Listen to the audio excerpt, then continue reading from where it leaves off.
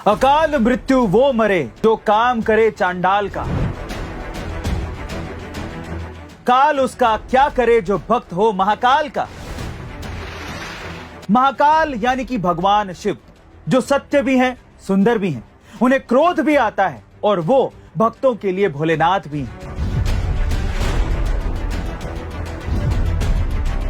दरअसल हिंदू धर्म की मान्यता के हिसाब से 3 देव प्रमुख हैं।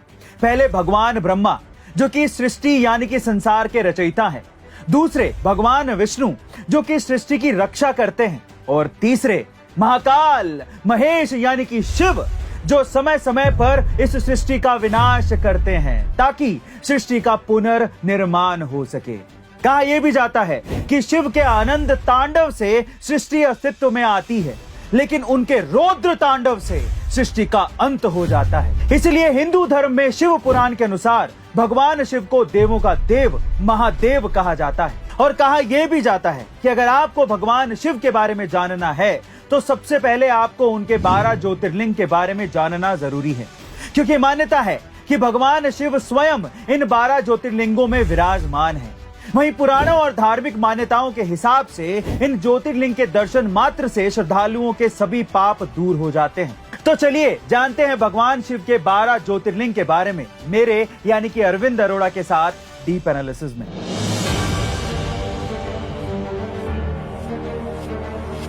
तो चलिए भोलेनाथ का नाम लेके इस वीडियो को शुरू करते हैं और उनके ज्योतिर्लिंगों के बारे में जानते हैं। सबसे पहले है सोमनाथ का ज्योतिर्लिंग। ये ज्योतिर्लिंग गुजरात के सौराष्ट्र क्षेत्र में अरब सागर के तट पर स्थित है। वहीं शिव पुराण के अनुसार जब चंद्रमा को दक्ष प्रजापति ने क्षय रोग होने का श्राप दिया था, तब चंद्रमा ने इसी स्थान पर तपस्या करके श्राप से मुक्ति पाई थी और तब स्वयं चंद्रदेव ने इसी ज्योतिर्लिंग की स्थापना की थी। दूसरा ज्योतिर्लिंग है मल्लिकार्जुन ज्योतिर्लिंग। ये ज्योतिर्लिंग आंध्र प्रदेश के कृष्णा नदी के तट पर श्रीशैल नाम के पर्वत पर स्थित है। इस ज्योतिर्लिंग का महत्व भगवान शिव के कैलाश पर्वत के समान माना जाता है। चूंकि कैलाश पर्वत पर जाना श्रद्धालुओं के लिए मुश्किल है, इसलिए इस ज्योतिर्लिंग का महत्व और बढ़ जाता है। और अब बात करते हैं तीसरे ज्योतिर्लिंग की। इस ज्योतिर्लिंग का नाम है महाकालेश्वर ज्योतिर्लिंग। ये प्रसिद्ध ज्योतिर्लिंग मध्य प्रदेश के उज्जैन में शिप्रा नदी के किनारे स्थित है। इस ज्योतिर्लिंग की विशेषता है कि ये एकमात्र दक्षिण मुखी ज्योतिर्लिंग है। मान्यता है कि यहाँ पर पूजा अर्चना करने से उम्र बढ़ जाती है और सभी प्रकार के संकट टल जाते हैं। चौथा ओंकारेश्वर ज्योतिर्लिंग। ये ज्योतिर्लिंग मध्य प्रदेश के प्रसिद्ध शहर इंदौर के पास स्थित है। जिस स्थान पर ये ज्योतिर्लिंग है उस स्थान पर नर्मदा नदी बहती है और ये नदी चारों ओर बहती है, जिससे यहाँ ओम का आकार बनता है। इसीलिए उसे ओंकारेश्वर के नाम से जाना जाता है। मान्यता है कि तीर्थ यात्री सभी तीर्थों पर जल लाकर ओंकारेश्वर में अर्पित करते हैं, तभी उनके सारे तीर्थ पूरे माने जाते हैं। पांचवा है केदारनाथ ज्योतिर्लिंग।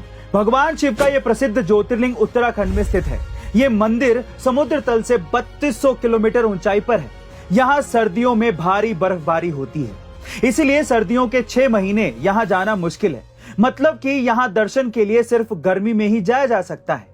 मान्यता है कि इस मंदिर का निर्माण पांडवों के पौत्र महाराजा जनमेजय ने करवाया था। अब बात करते हैं छठे ज्योतिर्लिंग की, जिसका नाम है भीमा शंकर ज्योतिर्लिंग। ये ज्योतिर्लिंग महाराष्ट्र पुणे जिले में सह्याद्री नामक पर्वत पर स्थित है।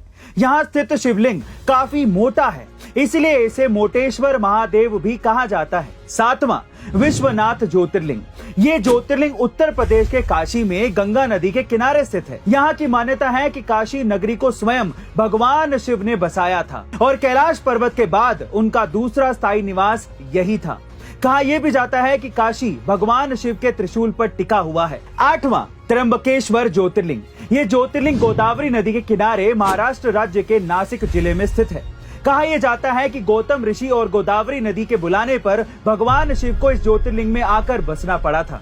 इस ज्योतिर्लिंग की सबसे खास बात यह है कि यहाँ ब्रह्मा, विष्णु और महेश तीनों ही विराजित हैं, बल्कि अन्य सभी ज्योतिर्लिंगों में केवल भगवान शिव ही विराजित हैं। अब बात करते हैं 9वें ज्योतिर्लिंग की, जिसका नाम है वैद्यनाथ ज्योतिर्लिंग। ये ज्योतिर्लिंग झारखंड राज्य के देवघर में विराजमान है। मान्यता है कि इसे लंकापति रावण ने स्थापित किया था। दरअसल इस शिवलिंग को रावण ने अपने 9 सिरों की भेंट चढ़ाकर भगवान शिव से वरदान में मांगा था। 10वां नागेश्वर ज्योतिर्लिंग।